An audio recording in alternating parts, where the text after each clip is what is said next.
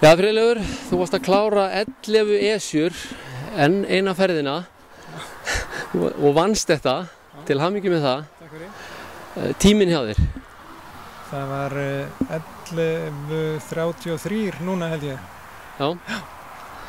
Þetta er ekki eins góðu tíma og í fyrra. Hvað svona, þú er ekki alltaf að bæta tímann? Nei, ég hljóp þetta náttúrulega mjög hratt í fyrra og kom kannski frekar illa út úr því með hásina-meiðsli í framhaldinu og annað í þeim dúr.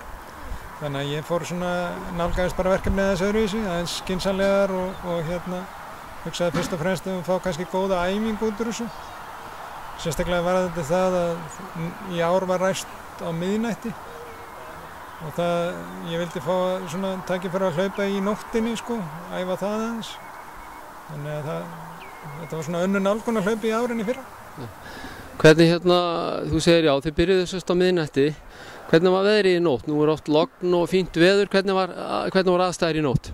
Það var alveg logn hérna niður við Esjustofu en upp á steini var hávaðarok og menn þurfti að vera það bara í jakka og með húfu. Og ég var klæddur í jakka fyrstu 7-8 ferðirnar. Og svo fór nú að skána veðrið morguninn sko, en það var mjög hvasst fyrir hlutan af keppninni sko.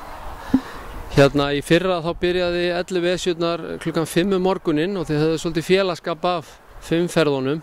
Hvernig var að hlaupa svona núna með þessum 4 í viðbót sem að hlaupa esjuna hérna 11 ferðirnar?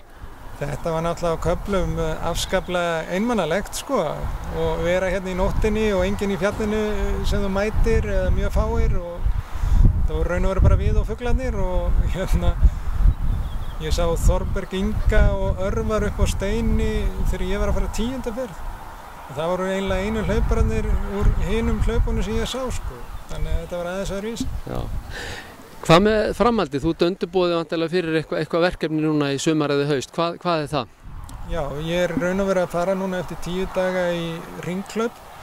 þar sem við erum hópur að fara að hlaupa hringinn í kringu landi. Hérna fyrir mjög gott málefni hjá Geðhjálp sem heitir Út með það. Svo er ég að fara hérna í Mont Blanc hlaup sem heitir TTS í lok ágúst sem er 119 km hlaup og það hlaup til að mynda dágóði hluta því fer fram nótt þannig að ég tók þetta náttúrulega kannski svolítið svona líka með það í huga. Þannig að þetta er raun og veru það sem er á döfin í augnablikinu.